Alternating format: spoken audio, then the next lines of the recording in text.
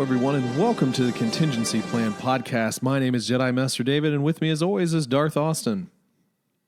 Darth Austin? No, I'm Cry Kai. I don't think so, because this is an all sassy droid podcast. Oh, bother. Sell me to sensible people. Oh, no. So we're actually going to jump into Black Spire, finally. Galaxy's Edge Black Spire, the Galaxy's Edge tie-in book. Took us long enough. Yeah.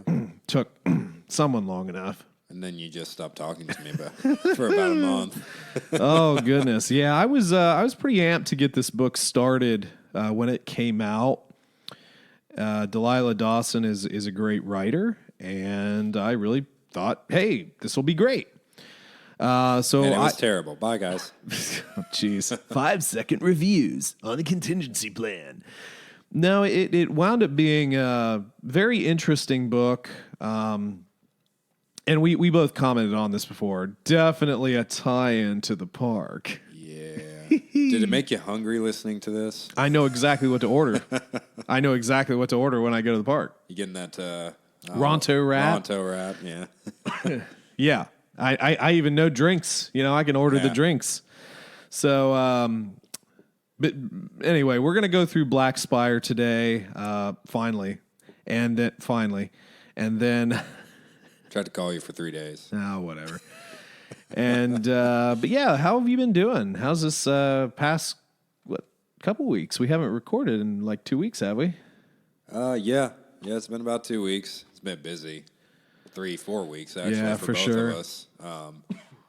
I think it's basically our busiest time of year for both of us. Bad timing, too, with all the stuff coming out for Star Wars. We got a lot of catch up to do. Well, yeah, I mean, it certainly is a busier part of the year, but we got to get our act together because we do. You know, it's just now October, so in a month we are going to be inundated with too much stuff. Well, a Force Collector, Resistance Reborn, Jedi Fallen Order. That's a big one. Disney Plus. Yep, Disney Plus dropping. Mando. So we're definitely going to be Is there busy. anything else this year? I'm sure there is. Is there anything at all, or is that it? I mean, well, we do have a movie. there's nothing in December, I don't think. I think we have a movie coming out. There's a there's a Kylo Ren comic coming out in December, so that's pretty important. Yeah. Not tie-in to anything else in December, of course. I went ahead and called the 20th off, or scheduled it out. Yeah. I didn't call it off.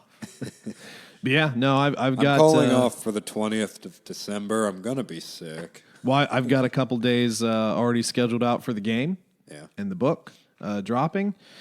So yeah, I'll have between Christmas and New Year's off, so I figure I'll power through the game in a day or two, and probably see the movie 2 or 3 times around Christmas.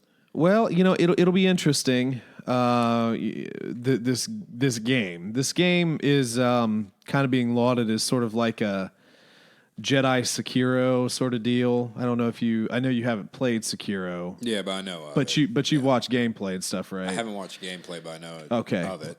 Well, I mean, it's not like it hasn't been around, but it's kind of like, you know, Bloodborne-y and counterattacking and having to be very careful about attacks and die in one hit.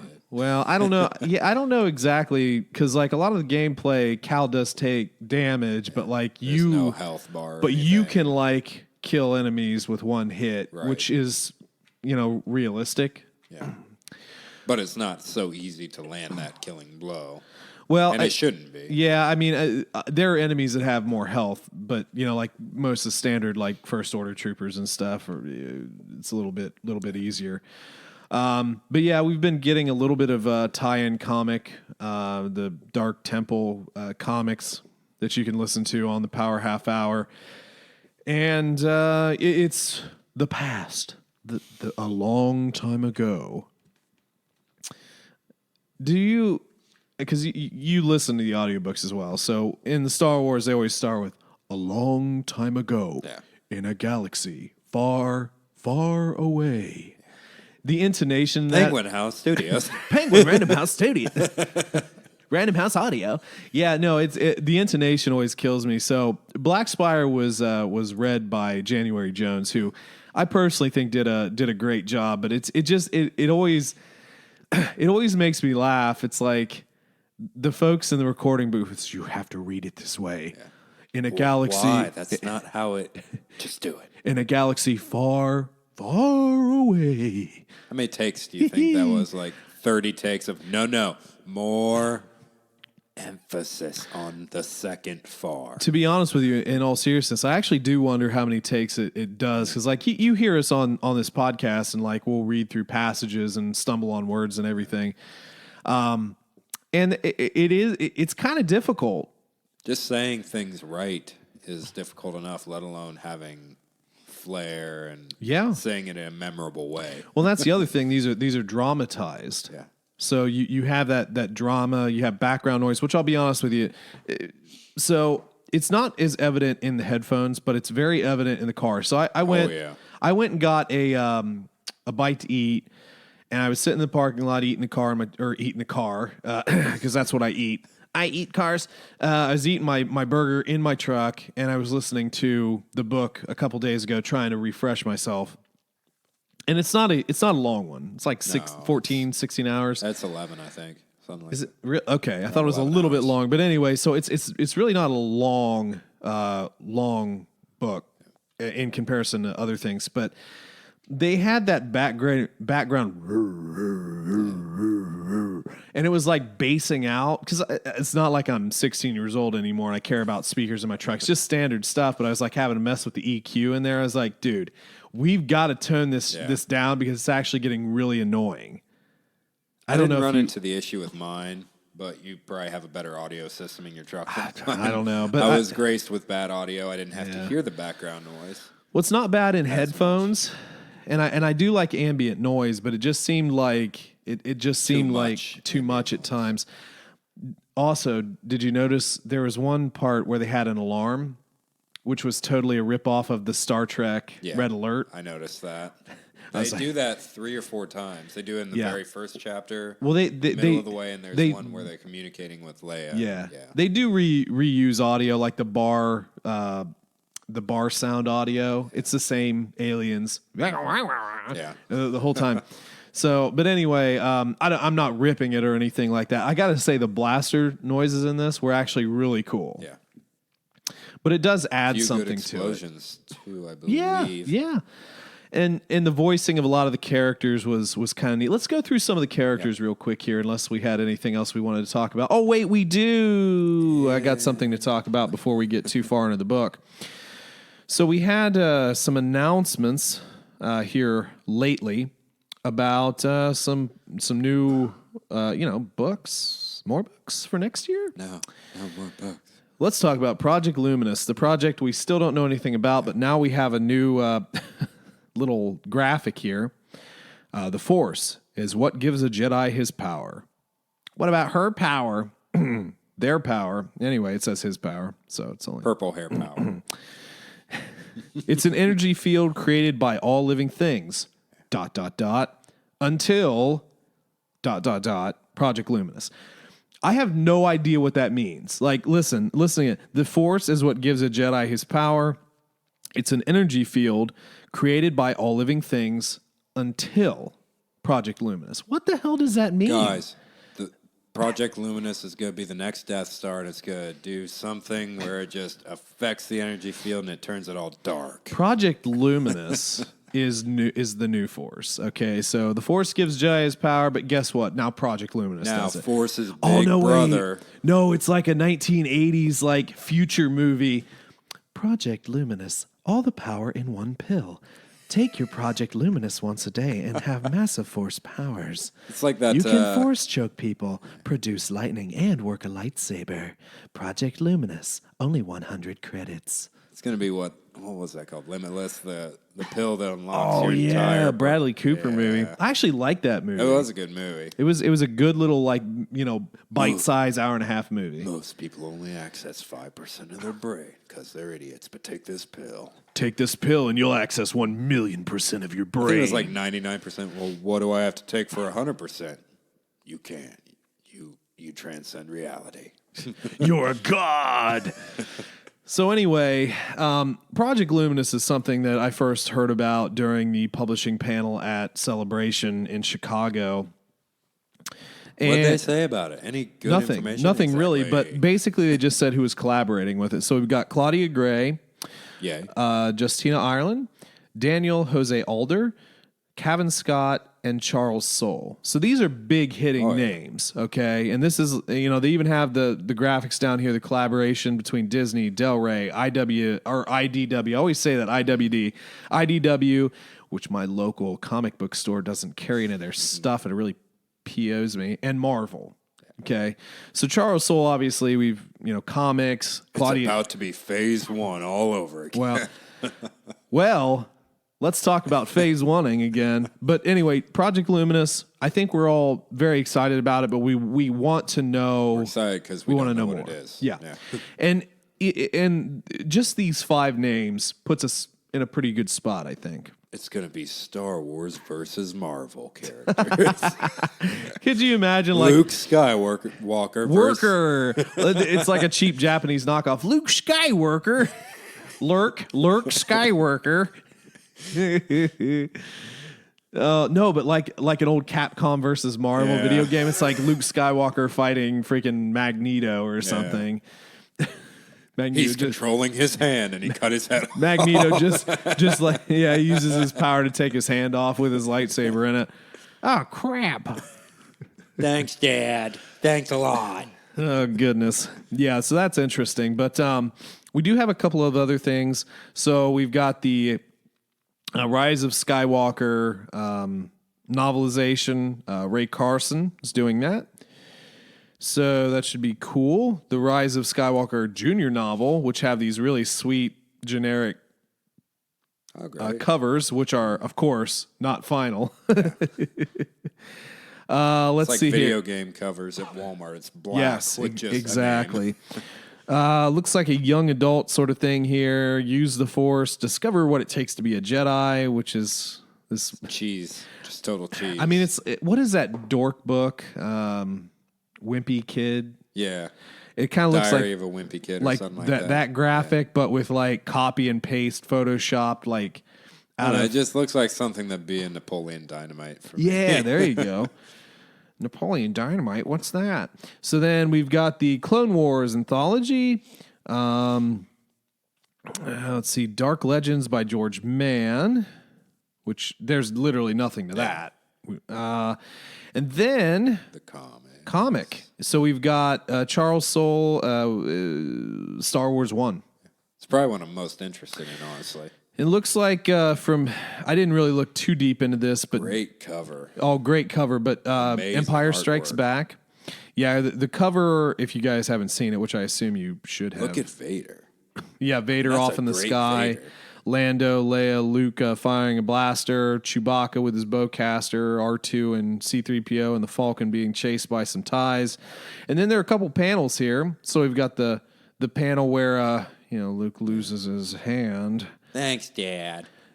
It sparks. His hand sparks. His human hand sparks. His human hand just erupts into lava. That's what he got from his dad. Oh, man. And then we got a little bit of graphic here for the Rise of Kylo Ren comic.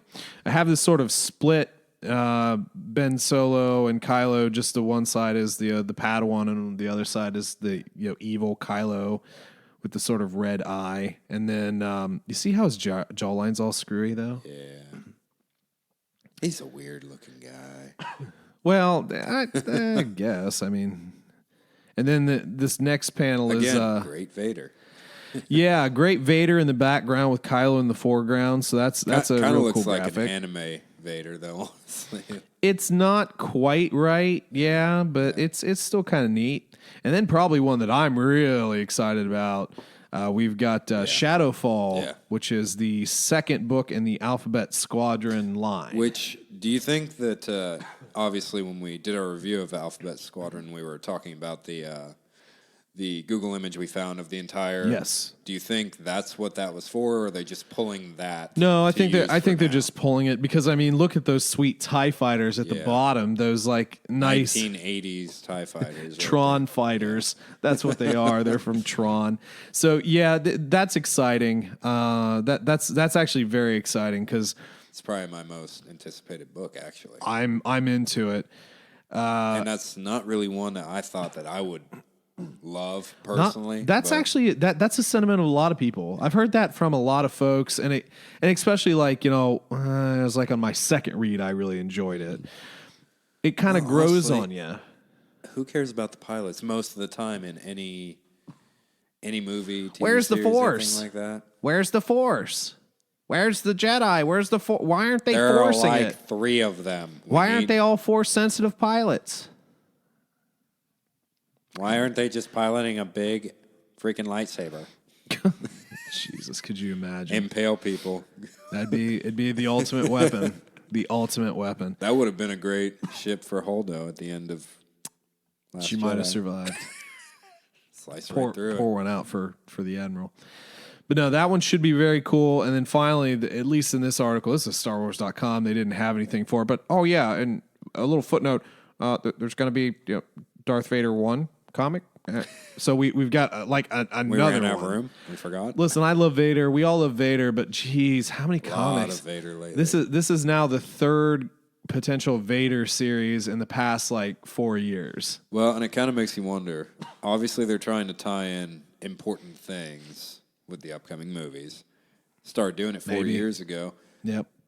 Obviously, we know Kylo's descent into darkness was fueled by, Snoke's manipulation of Or him being Dewey. like his grandfather. But it kind of makes you wonder, are we going to have some kind of reference to Vader or scene with Vader, a flashback of some kind in,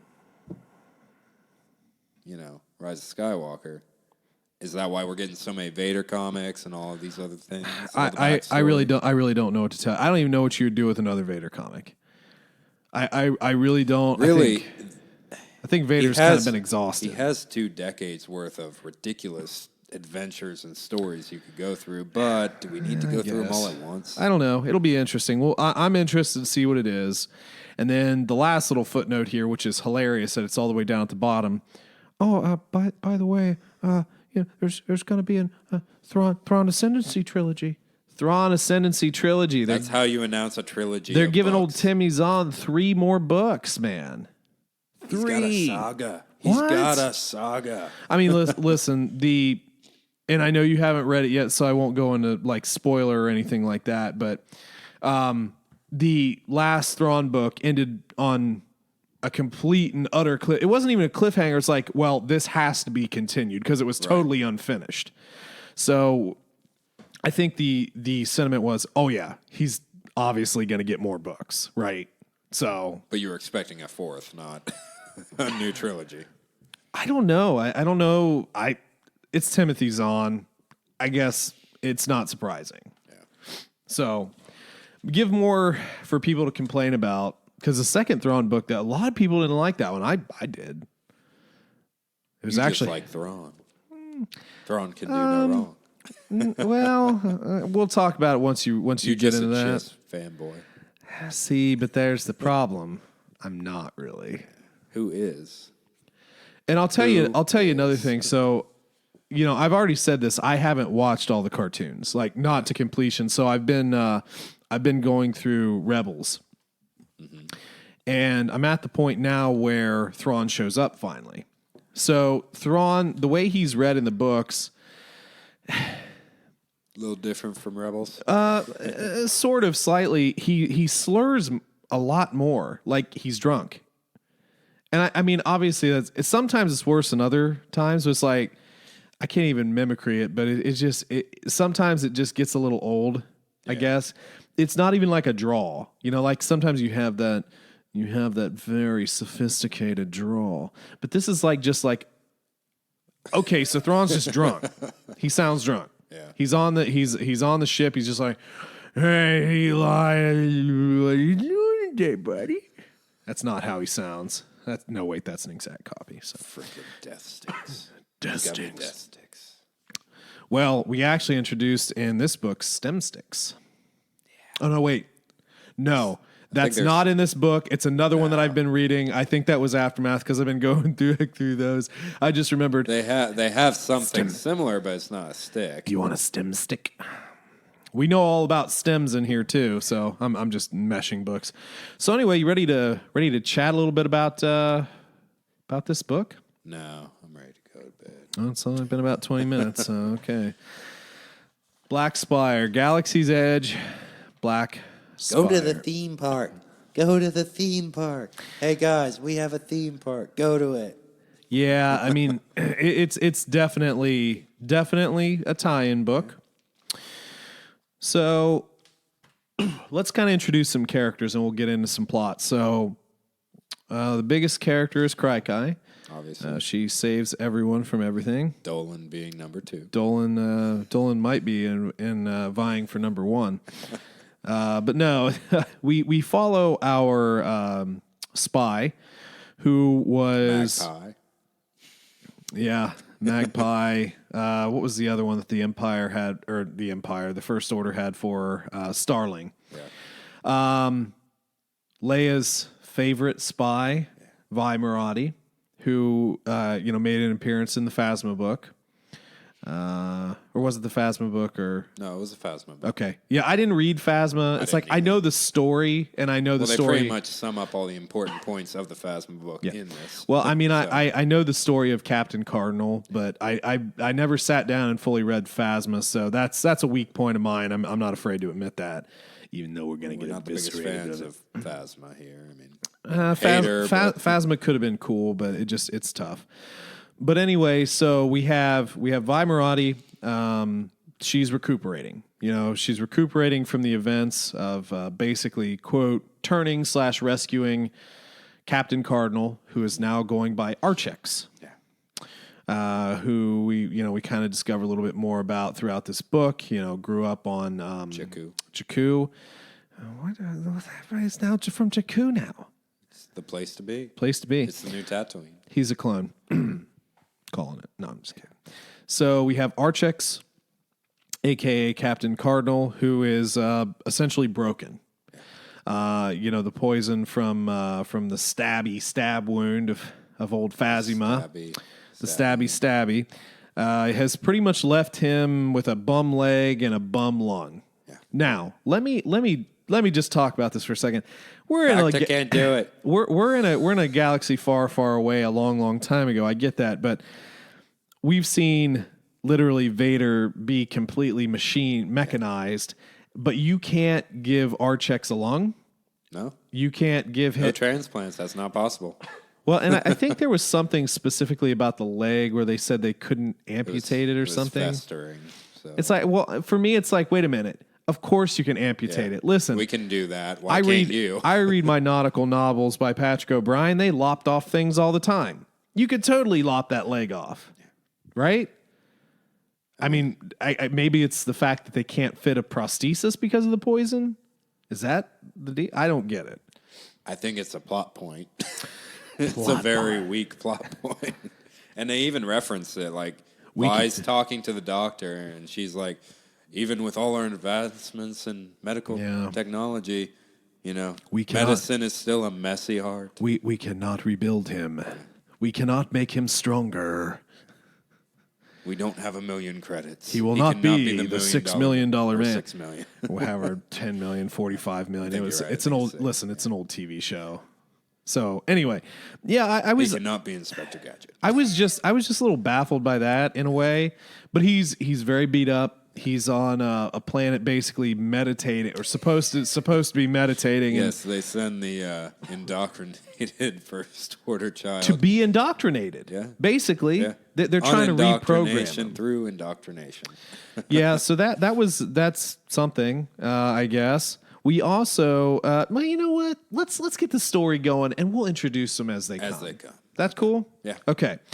So initially, Vi is going to be sent on a mission to Batuu. It was actually her idea. She says, well, this could be a cool planet for us to set up on. Bet she regrets that. But then, as Leia was going to probably one of the more interesting named planets, Taco Donna. Yeah. I bet they have a hell of a Taco Tuesday. Oh, God, I hope so. Joke of the century right there. That was like a 5-symbol hit right there, man. So anyway, he's laughing. He's laughing real hard right now. Broke the whole drum set. Yeah, broke the show. So anyway, on her way, she actually calls back and was like, oh. And this is when Starkiller Base unleashes its power and destroys basically the New Republic. So that's put on hold. And months later, we're restarted. You know, Leia is overworked, obviously, but she's still trying to send out her network of spies to... Right now, we're in recruit mode. Yeah. Bases are important. Crate didn't go well. Well, no. And Vi was there. Bases are important, but people are more important. People are the spark. That lit the... Shut up. I don't know. God, it's so annoying. They even say it in here, too. They don't do the whole thing, at least. Be the spark. At least they don't do the whole quote. But True I hate enough. that quote's even a thing. Well, it is what it is. So anyway, Leia then informs her, well, you're going to be taking on a partner. Archix. Who the hell's Archix? I don't know who that is. You know who Captain Cardinal is? You remember him? You know the guy who like tortured you really bad, but like you kind of figured Saved out his he life was for some reason, which was stupid, but I'm not judging. You provided his redemption arc. You know, you carried him off. You know, he was almost dead, but guess what? He's not dead, and he's going to go with you and help you. It's going to be great. You know, the guy who tortured you. Yeah. Here, let's show you a video of, him in his red armor almost bleeding to death. Yeah, and the thing is, like, Vi's actually pretty magnanimous about the whole thing. She's got a really cool sense of humor. Yeah. Even in the phase... Which is probably my favorite part of her as a character. Yes. Is her sarcastic sense of humor. She laughs at adversity. She pokes and prods in a good way. How many concussions do you think she's gotten in her life from pissing people off? Probably 1,000. Yeah. 1,000. We're going to talk... I have a big question for you eventually, and we'll set that up as we go through. So anyway, Vi does go off and pick up Archix, and they start heading to Batu. But wait, there's one more. Go for it. Puke. Oh yeah, Pukey. the old PK droid, and that's why I start off with sassy droid show. We've talked about this before. K2SO, I think, really made a bit of an annoying precedent. Mm-hmm. I like K2SO. Mm-hmm. I thought he was awesome. Because previously we pretty much had like C-3PO, who was annoying. We had no intellectual droid that could actually be entertaining. Right. And R2-D2 was beep, boop, boop, beep, boop, boop. He had a sarcastic beep, and we thought it was funny, but C-3PO actually talked. He was kind of annoying. So K2SO, pretty cool. Cool droid. We were sad to see him die. But then it's led on to this stream of, like, sassy, overly humanized droids. L3, the torture droid from Alphabet Squadron, which I wasn't super... I was okay with that. Droid. Because you didn't see the torture droid very much. Yeah. Pook, though, is probably my least favorite character. Yeah. There's no reason for him to be a dick other than just he's programmed to be a dick. Why would you program a robot to be a dick? Well, I don't know if it's so much that. There's an anthropomorphic sort of quality to droids that we have in this universe that at some points just doesn't make a whole lot of sense. Now, granted, this is an antiquated droid. He's basically sent with these folks for industrial purposes, and was essentially just rotting away on Naboo. Yeah. And was perfectly okay with that. Just let me rot and die. But it just, I don't know. I kind of wish that at some point it would have broke that, but it never really did. It's a very one-tone character that never had any progression. But thankfully, there wasn't a ton of them. No.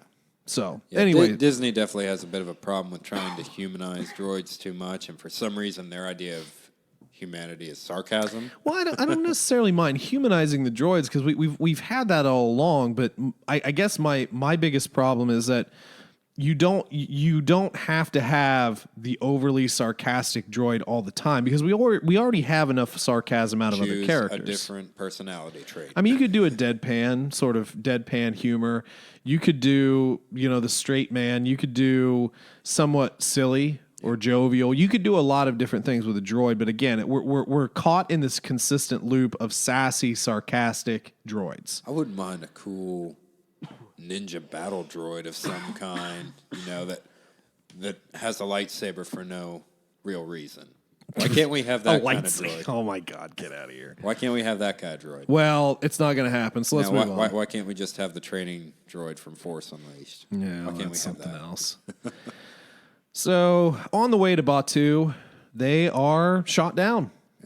And they are raided, and they're left essentially on the canopy to, I guess, die. So all their fancy cargo, all their resistance tech. Long-range comm, the most important thing in the galaxy. And PK, or Pook, was essentially halved. Yeah. They took his butt. Of course, he's still able to talk. Yeah. Now, we meet a new character here, local Batuan, Solju, who finds Vi and Archex. Basically, she's good-natured, pure kind of person who was coming out here to make sure that, like, there weren't any, like, dead people. Yeah. Like, maybe they're hurt. Yeah. And we figure out that she is the owner of one of the filling stations on the planet and the outpost. Yeah. And she actually winds up being really the reason why Vi is able to get around. Yeah.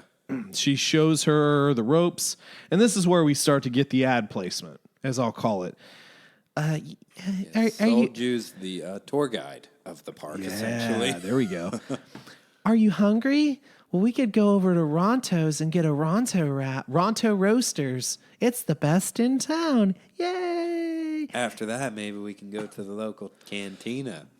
I can name off 3 different drinks that you would just love right now. I mean, I know your other friend can't go anywhere and he's just sitting in the hollowed out husk of your ship, but let's go have a drink. And then, you know what? We can totally get you a shawl. Which, I mean, granted, Vi is about disguises. Yeah. She's got her wigs, she knits, which was an interesting sort of thing to throw in there. Super angry about losing her knitting. It's true. She just made a hat. Yeah. But, she has her wig, she has her disguise. I mean, she's a spy. So she's coming in here and it's like, well, I mean, there's no first order right now, or anything, but it's good to sort of blend in. With her shaggy bob. Yeah. Well, she does have the one wig still, but she does understand the need to blend in with the locals because locals trust locals. They don't really trust outworlders. I mean, that's pretty much universal. So she gets a giant. I don't even know because it sounded like it was like a full body thing, right? Because it was much more than just a scarf. I feel like it was more like a face mask, like. Well, the thing was, it's like jobs or whatever, like. Well, that's what I'm kind of thinking about. But to me, it seemed more like an Indian dress. Like, what do they call? I think it's like a settee or something, or maybe that's a couch. I can't remember. But anyway, no, there was the part about like the owner of the shop was like moving it around to conceal like her blaster and everything. So I feel like it was more like a full body type of thing. So more concealment with a color that's more conducive of the surrounding. Because she's wearing like her rebel jacket or resistance jacket. Oh my God, they're not rebels anymore. Why can't they be rebels? They're resistors, they're not rebelling, they're resisting. There's a difference. But I liked rebels. I did too. Well, anyway, so after her That's jaunt... still our thing. Yeah. We just, we can't be a part of this. I guess. Well, after her jaunt through town, she also sees a future character, Olga Guerra. Yeah. Who is the local gangster, shoot her Wookiee lover who was getting down with a Rhodian waitress. Oh, yeah. What is Olga? Blutopian? Yeah. Yeah. He speaks Huttese for some reason. That faked me out a little bit. Because at first I was like, oh, she's a hot. Okay, so she's our Jabba. Cool. No, No. Well, they actually did mention Hero the Hutt at one point. But yeah, no, she's a Blutopian, and which I is didn't look up. I did. It's really- basically like a fat kraken looking thing. Really? So it's kind of like a fat humanoid, but with a kraken head, like a smaller kraken head with like a little tentacle mouth. Yeah, that makes sense. They voiced her very well then. The clam fruit. Clam fruit. Clam fruit. Clams and fruit. Two things that in no pitch meeting should ever be combined. Well, we'll talk about that later.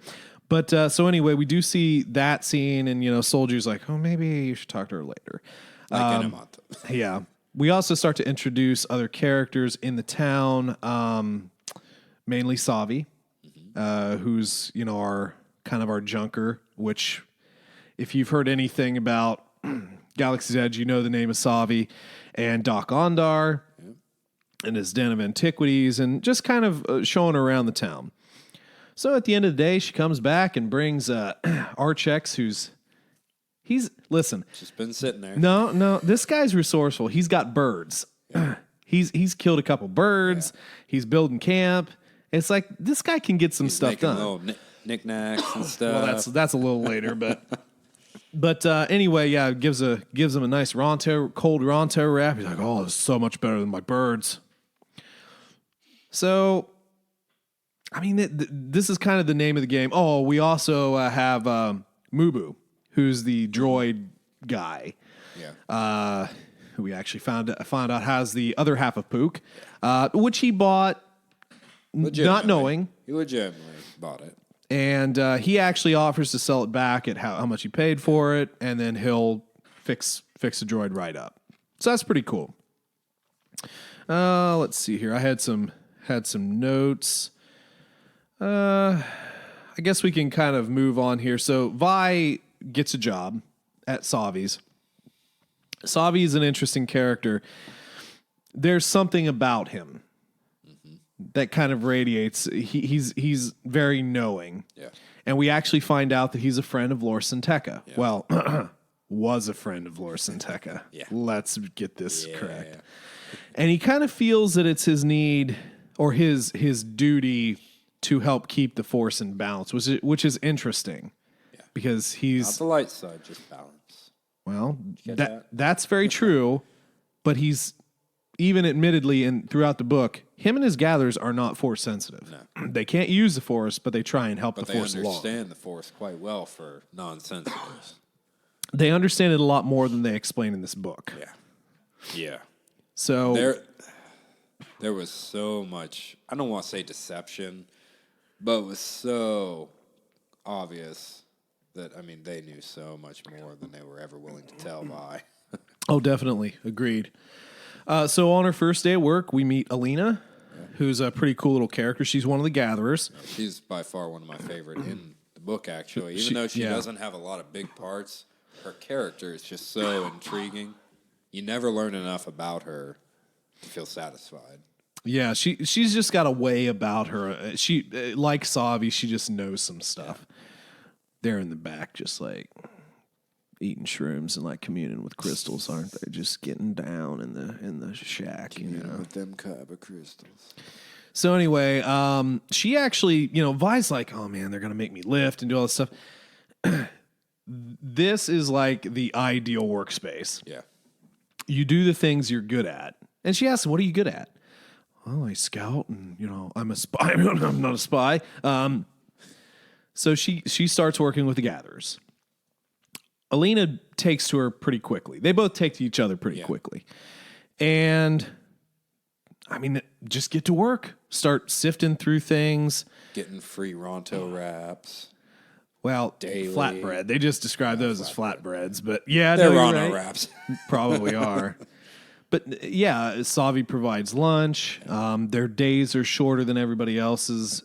And, they have a lot more freedom to do. And then they go get drunk every night. What a life.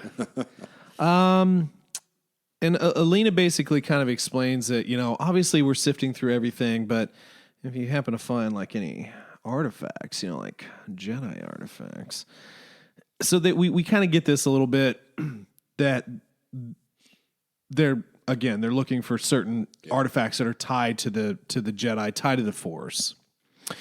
They're supporting themselves off of scrapping, but it's pretty clear that they got a second agenda there. Definitely. I've been coughing. Hopefully if that's picking up, I'm not really sorry, but it's. I don't know. I can't. The weather. I can hear your cough, so I can't tell if it's from the. Yeah, I don't know. Well, that's fine. I'm not doing anything with it. Yeah, it's just so dry, and I had a cold a few weeks ago. It's just progressive crappy cough. So anyway, after their first day here, they go out for dinner and drinks and partying, and we also attempted recruiting. Yeah, well, there was the attempted recruiting. Vi has a lot of positive traits, but she also has some deficiencies as well. She's not the most charismatic person. She's yeah. She is and isn't. I mean, her personality is definitely. You trust her. Yeah. She imbues a certain thing of trust, but if she's not going to convince you to sell your own shirt to her and then buy it back at a more higher price. And it kind of goes sort of pear-shaped. Dottie, who's one of the funnier characters here, kind of just keeps getting on her case, blah, blah, blah. The First Order's fake and you're stupid. So anyway, at the end of our night here, Vi goes to the restroom, which I really need to know all about. Yeah. And then the Shark Man, Rusco. I don't remember what the name of their species is. Didn't they have? Wasn't there a TV show? Street Sharks. Street Sharks. I had one of the That's toys. That's what I thought about the entire time. Yeah, the hammerhead shark was my favorite. Mm-hmm. Street Sharks.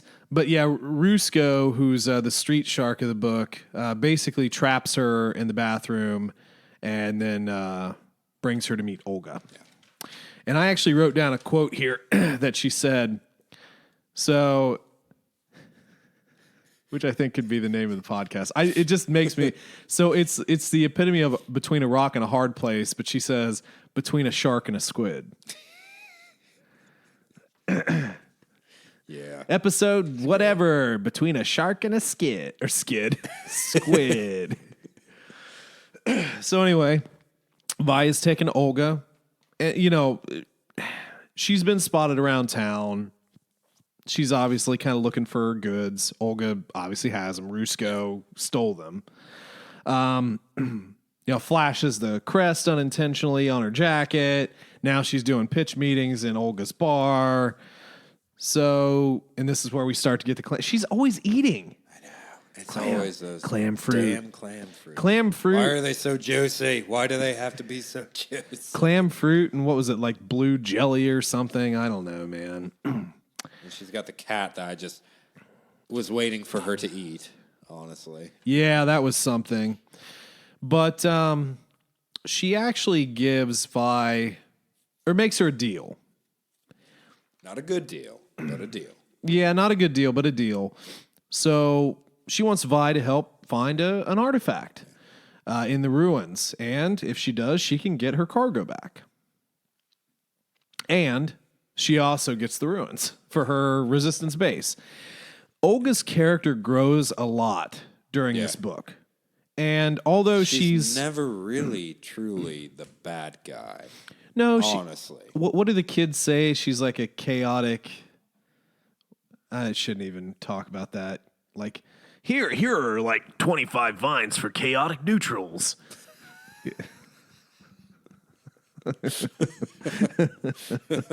Whatever the hell that means.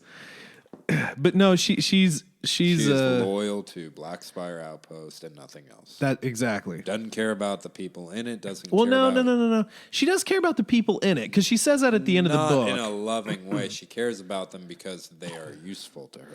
I don't know. Towards the end of the book, I think it's more than that. I think she lets a little bit. It's kind of like Cry Kai a little bit. And some of the others. I think she lets the guard down a little bit more at the end of the book to show that she does actually care about the people in Black Spire, her businesses. So basically, the pecking order is her business, Black Spire, and then the people of Black Spire. Yeah. I think that that's kind of a hierarchy for her. But I don't think she's definitely not a great person, but I don't think that she's as evil as say like a Jabba the Hutt or something. You could also make the argument, though, if she wasn't in power, there could be someone way worse in power. Oh, very true. Who just doesn't care about anything but Absolutely. profit. Oh, you know what? I totally forgot about it. They mentioned pod racing. Yeah. Did you hope, because I did, for a pod race at some point? I did. And I was really disappointed. Vi's the one that's into pod racing. So I thought that was pretty cool, but wasted opportunity. Would have been a great place for a pod I thought race. it would have been awesome. Would have been a great setup for a preview to what the park could have, too. But no. Dude. Could you imagine a freaking pod racing area? I could. Just essentially a go-kart track for pod racing. That'd be the most awkward go-kart, but it's so sweet. How would you even do it? It'd have to be giant. It'd have to be a giant You'd have track. like two little motors on each side, and then a bungee cord holding it to your car. That's got a couple of, I don't know how that would work, but that'd be the insane. steering would be terrible. Well, you could just do a ride where you ride in a pod. You could. That'd be an awesome ride for kids. Virtual one would be cool, like the pod speeder racing bikes bumper cars. Yeah. Remember the speeder bike ones that we always had growing up? Yeah. At all the arcades, something like that for pod racing. That'd be cool. But no, it was a missed opportunity. Yeah, very, very much so. It's like, hey, this is my hobby that we will never talk about again. Yeah. So let's talk about Vi a little bit here. So I just mentioned she's used to working alone, but she's starting to realize the deficiencies because like she'll go back to Archex. It's like there was one part where he wanted a pot and some oil and some spices to cook roots and so forth. And she totally forgets. So she's not used to working with a team. The leadership skills are not necessarily there right now, but she does realize it. And Archex is back at this camp and he's going nuts. Yeah. He's got nothing to do. He feels completely useless, and he's Yeah. been indoctrinated his entire life to want to be as useful as possible. Well, he's been over a decade in a ship full of people, and now he's just alone in the woods. Yeah. And I think she's slowly starting to realize that she has to get him some sort of job, but never really does. No. Honestly. The entire thing. There's even reference later in the book where they just she completely forgets to give him an assignment in a very important part of the book. Well, I mean, but even on a more basic scale, there are times when she totally forgets to bring food back for him. Yeah. Now we have a day of work where Vi finds a valuable artifact, some like crystalline box or some crystal in a box. I guess I don't really remember. And Savi provides a case of power cables, which are actually from her cargo ship. So Savi's able to kind of get some of these items for her if she finds certain items for him. It's all about a good deal. Yeah. They reference that a lot, too. It's like, oh, you're not going to get a good price because you don't look like a local. Well, there's that, too. So we also have another point where Vi is going back into town, and Archex is like, I got to go. I got to go with you. No, you shouldn't go. I'm going. He I'll go and pass out along the way. You'll have to drag me back. So, well, he's whittled some little toy figures. He's knitting baskets. Weaving baskets. Yeah. So he's trying to be useful, but he's kind of like, well, I don't know. There's a little toy guy in there. Maybe I bet you if we go to the park and go to the toy guy, we can get little carved Archex toys. Yeah. So he's able to go in town, and on their way though, we get something that, to be honest with you, I'm not a huge fan of. You didn't like it?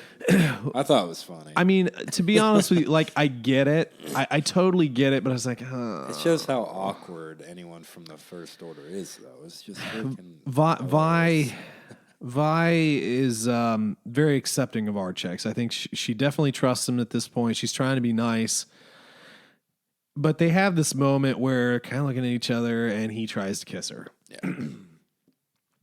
So he's very confused, and it's understandable that he's very confused. And I totally get why it's here, but it's just like, oh, man, my man Archex. Yeah. Why, brother? Kind of just ruined his character in a way. Why did you have to do it, man? But it also brings into sort of effect that Vi is she's not really attracted to men or women. Yeah. She's Which essentially I believe is asexual. non-binary or asexual or something like that. Yeah. Which is it's not a new concept, but it's definitely a new concept for mainstream. Yeah. And it's a new concept for Star Wars to be there's definitely a lot of more modern terminology that's been thrown into Star Wars lately. For sure. And there's nothing wrong with it. It's just kind of it's not out of place. It's just different. Well, and you know, this is actually something that I've had in mind for a while now, and it's like, why do we always have to have a relationship in Star Wars? Like, why do we have to have a relationship between Rose and Finn? Why do we have to have why does Rey need to be in a relationship with somebody? Yeah.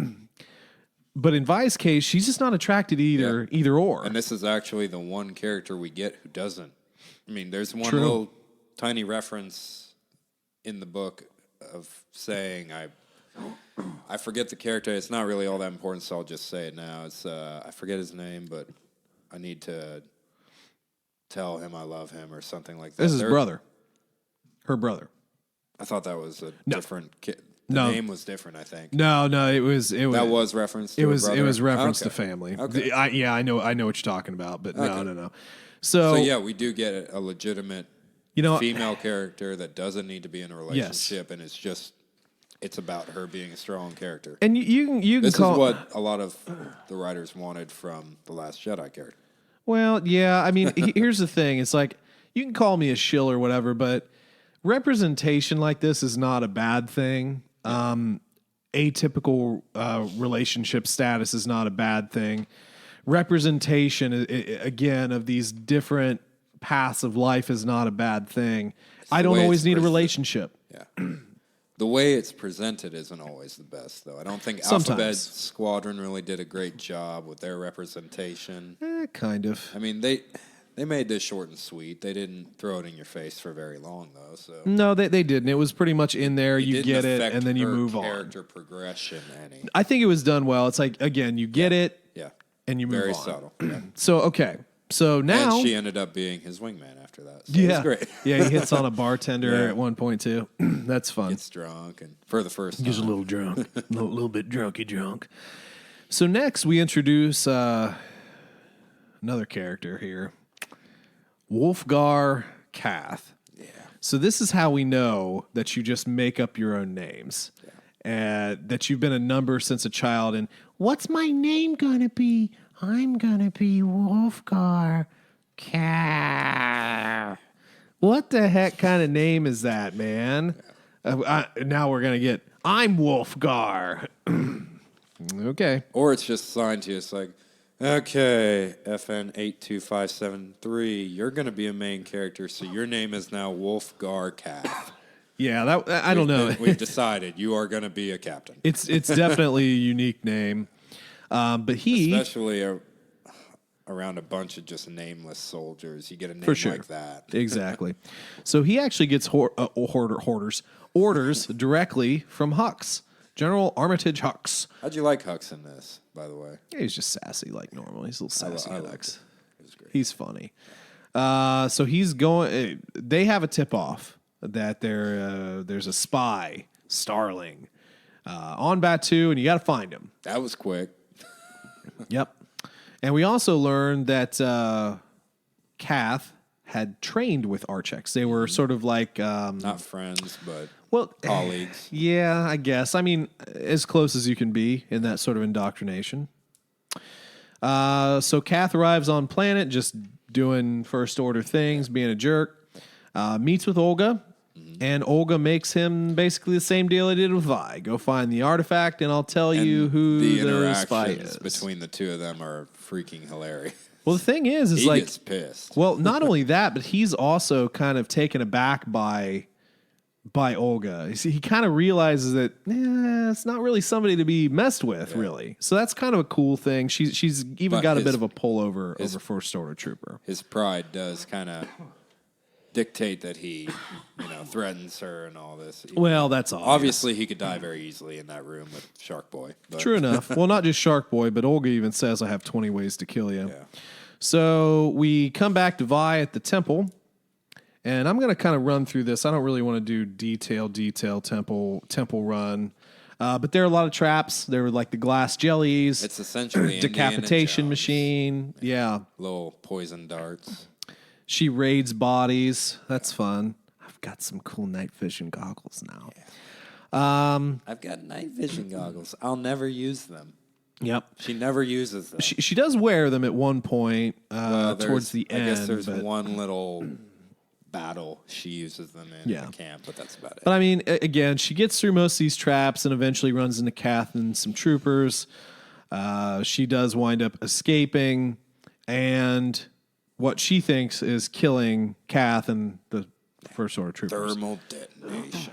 Thank you, whatever water creature. Thank you, trapdoor. Thank you, rope. Thank you, thermal detonator. There's a lot of thanking there. However, unfortunately, on her way out, as she's running away, she's darted. Pretty much dying out in the field until Waba, oh, not a body, don't lick it. No, Waba. Bad Waba. Dolan's voice was pretty priceless. Dolan was special. So now we meet Dolan, who's one of the natives of the planet, and pretty much lives away from the outpost. Never even been there. He takes her back to his home, and he and Grana, his grandmother, which is a new one. Yeah. Did we? I don't think we ever really called our grandparents anything other than like grandma, grandpa. I've never heard anyone say Grana. We call her Grammy, Nana, Granny, Nina, maybe. Nina, Pinta, Santa Maria, anything like that. Yeah. Racist. So anyway, they were able to save her some weird draft. Here, drink this. Oh, they're trying to waterboarding. Oh, drink more. So she winds up coming around, and she actually kind of recruits Dolan. Near death. This is off Nana. Oh, God, she is not happy at all. Or Grana, not Nana. See, I can't even say it right. Grana, Nana, Doesn't Fana, sound right. Banana. Yep, it's Grana.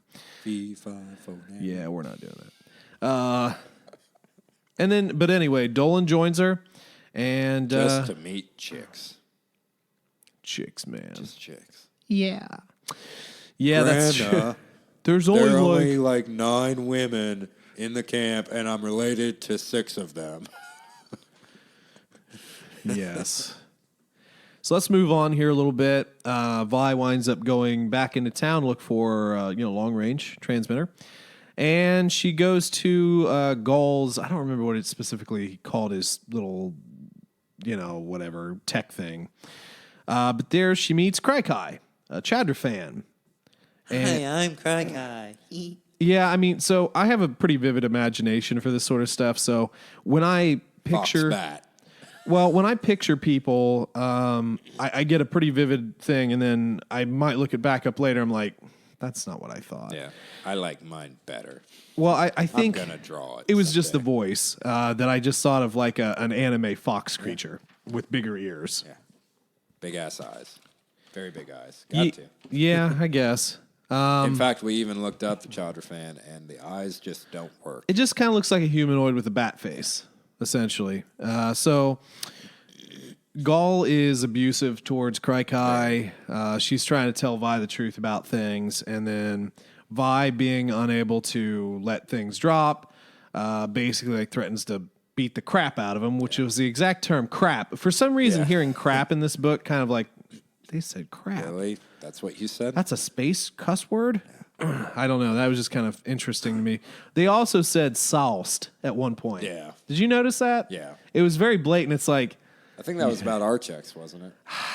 God, I can't remember. I think it was the night that they went out and got Maybe. It was just so funny. It's like, it wasn't sauced, okay? Because like you can get a little saucy. Sauce. He was soused. It was a little He sassle got now. past It was sauce. He was fantastic. sour. What? Okay, so it's the writer imparts a lot of her personality in here, so which is great. Some people are way too detached from their books. So anyway, she offers Krykai a position. Krykai does wind up coming with her and doesn't quite understand what the position is. But when she's Thinks told, there's pay. right? Well, when she's told, she gets it. She's like, well, okay, I'll join you as long as there's room and board. Because I And essentially live in a closet. right, well, and she winds up becoming Vi's secret shopper. Yeah. I'll get you anything you want.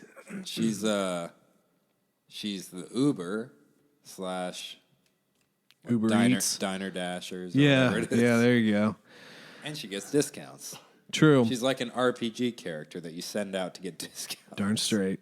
So our friends have finally settled in the ruins. We've got Krykai, Dolan, Archex, and Vi. Old Pook and Dolan are And trying to Pook. clear out all the traps. So they go to sleep for their first night, and Archex is almost eaten by a giant snake. Yeah.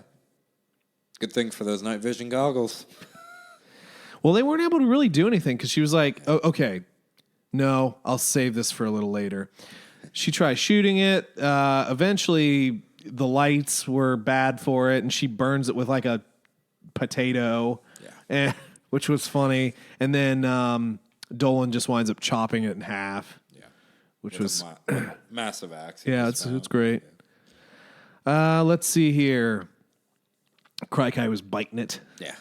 with her little spiny teeth. Pook was just off being charged by a droid. Right. And Krykai's actually wound up paying off a little bit more than just a secret shopper. She's a quote tinkerer, but she's kind of a mechanic. She's working on generators, motion sensors, lights, all this stuff. She's actually probably, again, I wasn't really joking in the beginning. She probably is one of the more valuable characters here. She is the most valuable, actually, when you think about it. So anyway, back at the bar, back at Olga's Cantina, we meet our next character, Zadie Calliday, who's a flamboyant smuggler and kind of like a drunker Han Solo who wears shimmer silk. So much shimmer silk. Why all the hate for my shimmer silk? So he's very charismatic, and Vi instantaneously notices that he can captivate a room. He has no money, but he's got drinks. He's just something else, something that they don't have. Yeah. And after this night of fun, just like the creep she is, she follows him back to his house. And he's out there yelling and doing random crap, and a couple of First Order troopers walk past him, and he starts to pick a fight. Yeah. Vi to the rescue. She kills both the troopers. Pow, pow. Real quick. Yeah. Real quick. Real quick compared to all the other fights in this book. Hold on. We're going to talk about that. There's a point I need to make here. So anyway, she basically recruits him right there. Here, come on with me, bud. And as he's drunk, he's like, oh, yeah, join the resistance? It'd be great. So now that we have our fifth member. At this point, let's talk a little bit about a question that I have that really needs to be answered. So Vi goes back into town with her mask. The First Order troopers are hassling some old ladies, beating the old ladies down, and Vi comes in to save them. Winds up getting her 50th concussion and captured. Yeah. So my question to you, is Vi actually a good spy? She gets captured an awful lot for a good spy, and she never really hides in the shadows. Well, here's my thing. Very blatant and open in public. Yes. Well, here's my thing. A spy naturally has to blend in. Yeah. Let me give you an example. Cassian Andor, Rogue One, first time we see him. Doesn't he, he kills a guy? Yeah. He kills a guy to escape. An innocent guy. Guy who was helping him, part of the rebellion. Spy's job is hard. Vi has a huge heart. I respect the living crap out of her. Oh, yeah. She's But- not a spy. Not truthfully. She's never done a spy thing in this book, truthfully. In this book, not necessarily. I mean, well, she does understands a little, like, but- oh, I got my mask so people won't see me and stuff like that. But I also question her combat effectiveness. Yeah. She gets whacked over the head, and like it really messes her up. Yeah. I understand you're trying to blend in and act like a regular person, but Right. if you were so combat trained, which I mean she is, but she doesn't seem very sharp right now. Why were you?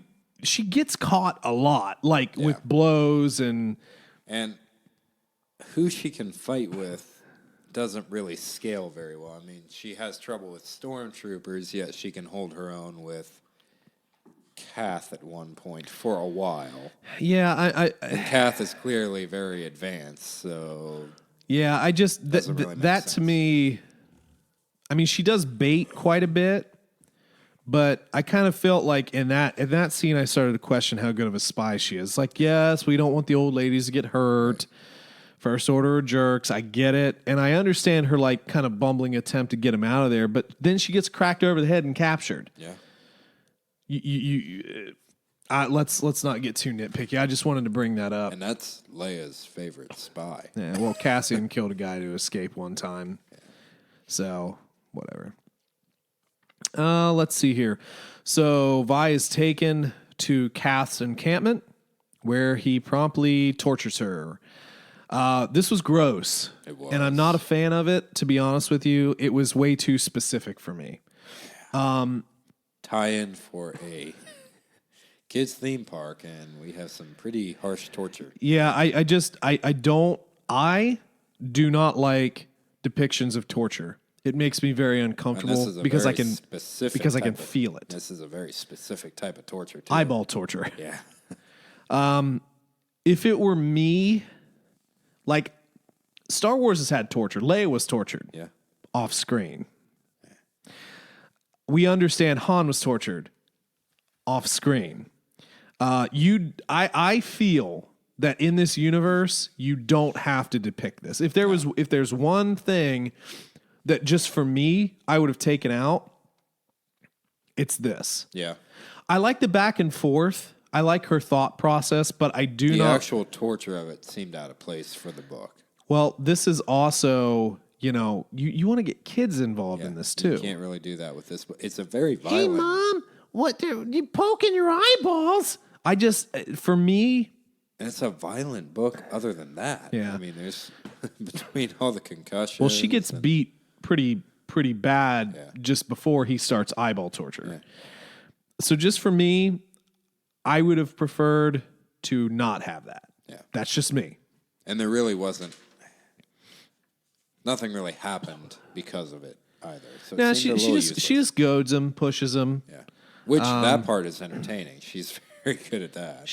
Her sarcasm is on point. It's totally great. I just But wish it's we funny, wouldn't have had the eyeball. It's kind of funny how many times she mentions, okay, I gotta stop pushing him. I can't take another concussion. Yeah. No more blows to the head. And then she gets another concussion. 30 times later. No Well- more concussions. No more. Yep. Well, she's rescued by Archix. Tri-Kai. Single-handedly. Yeah. Drags her out. Listen, Archix is the man. Okay, he is able to do things completely injured that most people couldn't do. Obviously, Zadie and Dolan also help. Dolan sets up an explosion. Zadie creates a distraction. And then also gets to bop Kath on the head twice with a Yeah. stormtrooper helmet, which was excellent. It was funny. That entire the dude is so interaction. flamboyant. He bops him once, and then he's like, "Hey, you're blood in it." He's berating him, and then his eyes pop open, and he and it bops him again. That was fun. But anyway, they are able to rescue Vi and bring her back. And Vi shoots him Yeah. on the way out in the chest. However, we later find out. Which, as a spy, no, don't shoot him in the head. Shoot him in the chest. Well, they were trying to capture him. but then then it's they- pretty apparent they couldn't. Yeah. So she shoots him. Bop, get him out of there. Unfortunately, Kath does survive. We figured this out a little later. He had an armor. He had under armor plating, which is smart, which deflected the blast. It did injure him, but not that bad. He also has a very serious concussion. Yeah. This is like an NFL infomercial. Yeah. Do you have a concussion? Sue the NFL Are you today. a Star Wars character? Did you get a major concussion recently? Well, we negotiated the NFL concussion protocol, and we can do it for you too. Let's move on here. So our friends are all back in the ruins in their base, and they start to think, "How are we going to survive this?" Because Kath could just as well go back to the ship, which he's not going to. We also find out, we're skipping some things, but we also find out that Kath was the one who essentially inadvertently let Vi, go as she was taking Cardinal out of the ship. He noticed inconsistencies in her armor and didn't stop her. And it was a huge setback in his career. He's very mad about it, very manic. And she made some references to that. Yes. Oh, yeah. She loved it. So anyway. And at this point, we already have kind of figured out Kath is a bit insane. He is psychotic. Yes. Yeah, definitely. At least a sociopath, anger probably issues. psychotic. Yeah. So we're all sitting in the ruins, and it's actually Zadie who comes up with the plan.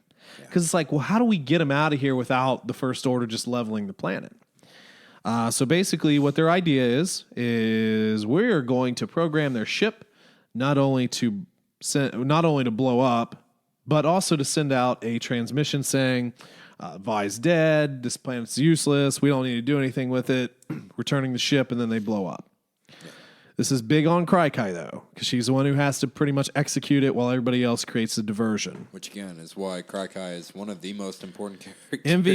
MVP. Absolutely an MVP. And then we kind of get this really crappy scene where Dolan goes home. Yeah. Because he's trying to recruit people to help out with this. The gatherers can't really help. There was a conversation with between Savi and Alina. It's like, we can't really help them. We got these blasters. Well, that was, Alina was like, well, what if I chose to buy things like, well, we got blasters in, babe. Yeah. We got all the blasters in the back. But the whole point was, it's like, we cannot get directly involved in this conflict because, there's a balance we have to maintain, but also it's not our place. Yeah, but I can't upset Olga in my position here. If we make it, we have to be here to continue our work. But anyway, Dolan goes home, goes to see his grana. Very warm welcome. I wish, in an ideal world, that grana would have came along. Yeah. But she didn't, and this, unfortunately, is probably more real.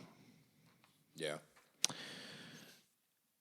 And although I don't like it, not because I don't like the right, I just don't like it because it hits pretty hard. Yeah. But it's good for the book. It's good for character progression as well. She's terrible to him. Yeah. She's sitting in a chair that this kid made under a roof that he thatched. That, spinning yarn that he, sheared and brought to her and all this stuff. And she is so upset that he chose a path that she doesn't agree with that, she doesn't even want to see him. Yeah. And wants to degrade everything that he's doing. And that's tough.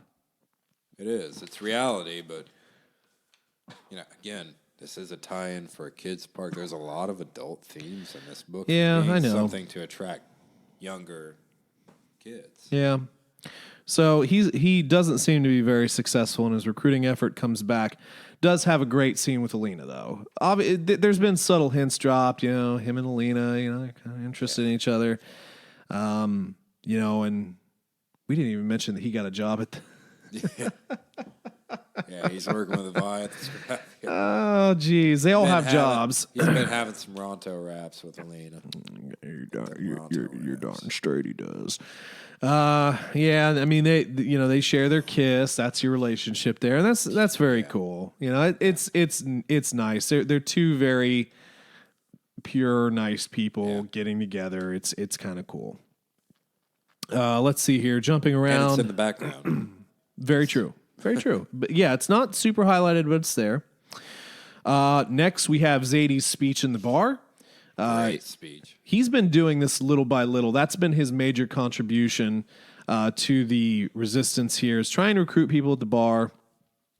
Olga's kind of been letting him, but at this point, he gets a little crazy and he tells his story. Yeah. And we kind of start to learn everybody's individual story. You know, Kai, what was it? Her sister was killed during the Hosnian. Yeah. And obviously, we know about Archex, we know about Vi, but Zadie is a smuggler, and he had a partner. I don't remember her name, though. Yeah, I didn't write it down. That's my bad. But anyway, one day that they were coming back with some stuff for Olga, and they were stopped by the First Order. By a very specific member of the First Yep. Order. Kath. Yeah. And they took his goods, and his partner said, basically tried to stick up for them, and he just shoots her. Cold blood, kills her. Asks Zadie, do you have a complaint? And Zadie pretty much runs. He's like, no, and then he goes to leave and makes her take her body back and everything. Just a real a-hole. This is his story. This is why he's a drunkard. This is why he's angry. This is why he's had such a hard time. Ship's impounded because he couldn't pay Olga back, but that's secondary. His partner was killed. They've been together forever. Yeah. It's his right hand. I believe there was a bit of a relationship between the two. I don't know. I kind of talked a little bit about it. I don't know, man. It was very subtle. I couldn't quite tell. To me, it felt like, to me, just lifelong friends. I could be wrong, but it just felt like lifelong friends. Listened to it wrong. I think it's open interpretation. Yeah. I think two people could have very different reactions to it. But yeah, I did like, I liked that he was able to get out his story. However, First Order Trooper gets into a little bit of a gunfight, which is cool. He does get shot a little bit. Just a little. Yeah, just a little graze. And that kind of gets him kicked out of the bar for a little bit. But they're starting to have to coalesce the plan because they're all kind of getting caught, essentially, at one time or another. I think Kai's the only one at this point who's, I think she's even had her cover blown. True.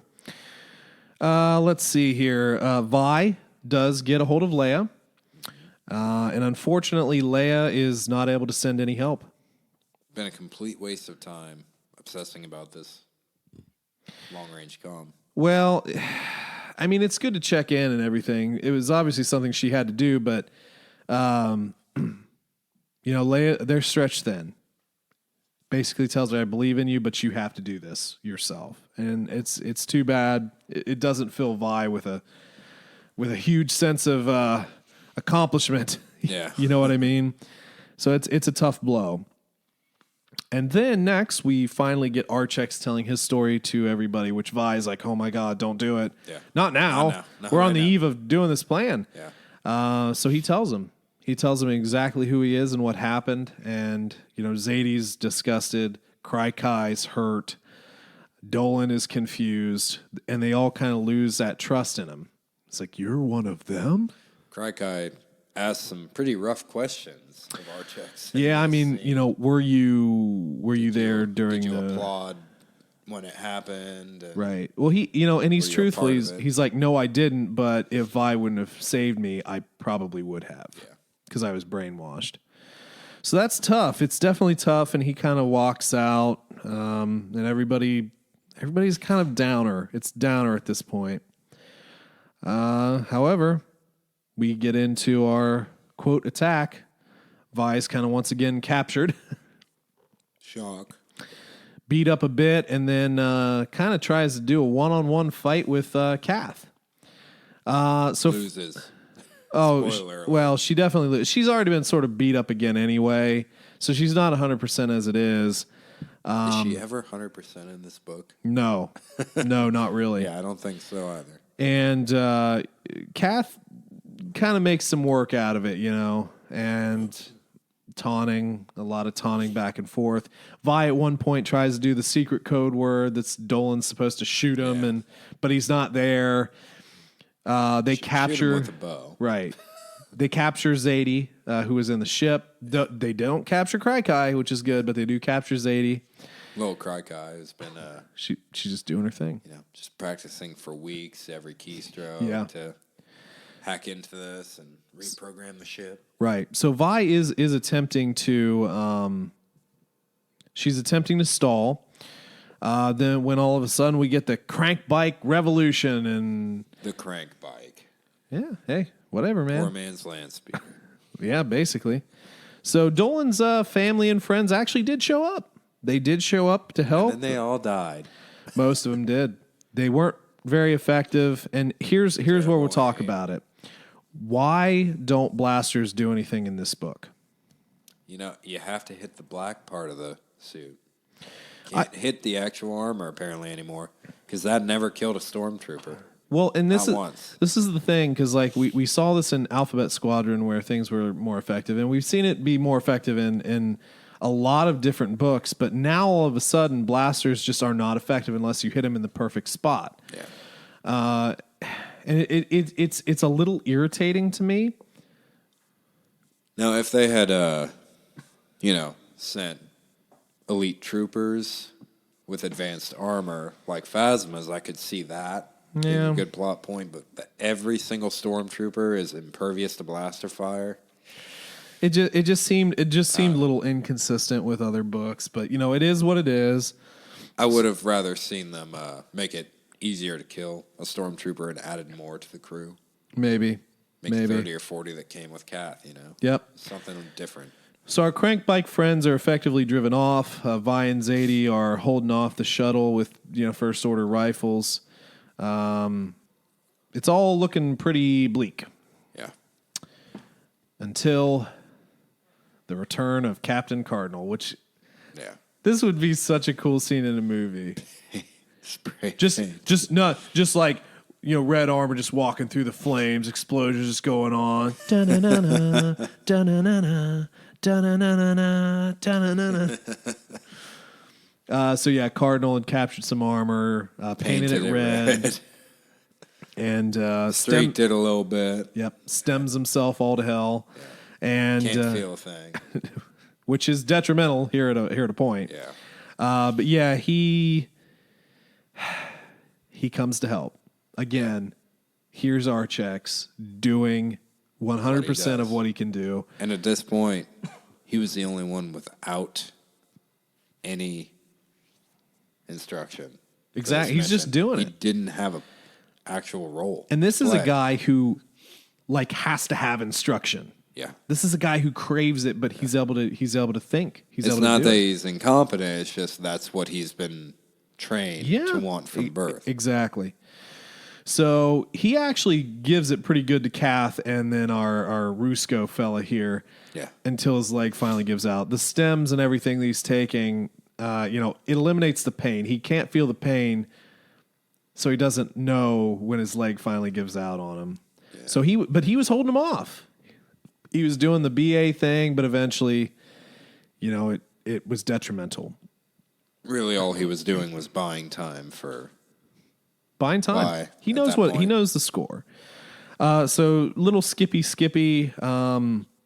Kath then towards the end of this attempts to make a deal with Vi. He has to take one or the other. He needs to take somebody to save his reputation. So it's like, I'll tell him you're dead. I'll take him and we'll go. Now, obviously, if everything wouldn't happen, he would have razed the entire plane to the ground. I mean, let's be honest about it. And Vi's like, "Oh, okay, sure. I don't like you. I don't even like that guy," which kind of hurt. Yeah, Archex, even though he knew it wasn't true. For a few minutes, he didn't. Yep. And then Vi shoots Kath's ear off, which is fun. Yeah. Very descriptively. Just his ear. Yeah. What? Couldn't have shot his head off. Oh no, wait, they wanted him alive. Mangled, but alive. Oh goodness. So anyway, Kath and the last trooper and Archex do wind up getting on the ship. Vi realizes at one point, Archex is allowing himself to be taken finally because he understands that the only way Kath is going to leave is with one of them. She's crying. Everybody's crying. It's very emotional. It sucks. It's rough. Because at this point, we all know what's happening next. That Archex is sacrificing himself. He's going to die, unfortunately. The shuttle does get into space. The transmission is sent, and the shuttle does explode. You get that one little hopeful moment, though, because it seems like it's malfunctioning. It's like, oh, he's going to survive. No. And even during this, like, Archex is laughing at Kath as he's punching his teeth out, and he knows what's happening. He's like, you're dead, bud. Yeah. You don't know it yet, but you're dead. Yeah. So that's unfortunately the end of Archex. Really, really, really cool character. How do you feel about? I mean, was it a good character sacrifice to you? I think so. I feel like he makes sense. He went out being useful, like he wanted. No, I mean, I don't think his life would have been very long anyway with what's happening with him. No. But yeah, I mean, it sucks because I like the character a lot. But I think it was a good sacrifice. Yeah. Good testament to the book that they can make you like a character that much. It's brand new. Very true. It's such a short story. It's good writing. This is not a long book. Nope. It's just good writing. It is. So after this, we kind of get a little bit of a return to normalcy. The folks, coming through with their crank bikes all over the place. They're starting to recruit more. They're really, a part of the landscape now. Dolan and Elena are eating all the Ronto wraps, and basically Ronto Roasters is, he's making money hand over fist. Dolan's little pig is finding a bunch of artifacts, so they're able to buy a bunch of crap. Vi finds some robes. Oh, we skipped over the fact that Vi did find kyber crystals at one point. Yeah, we did. Which was really cool, just in a canteen. Yeah. But, so she's returning back to work. Everybody's happy. Everybody's having a good time. And then the First Order comes back. Yeah. Kylo frickin' Ren. Yeah. And that's kind of where we end it, man. Yeah. So clearly it can't be the only book. We're going to have to have a sequel. Oh, no. Yeah. They're definitely going to be. I would say a trilogy. Well, we love our trilogies. I kind of feel like we'll probably get one more, and that might be the end of it. But I really enjoyed this. What were your overall thoughts, overall grade? If you had to give it out of 10, what would you say? I'd probably give it an 8. It definitely had its issues.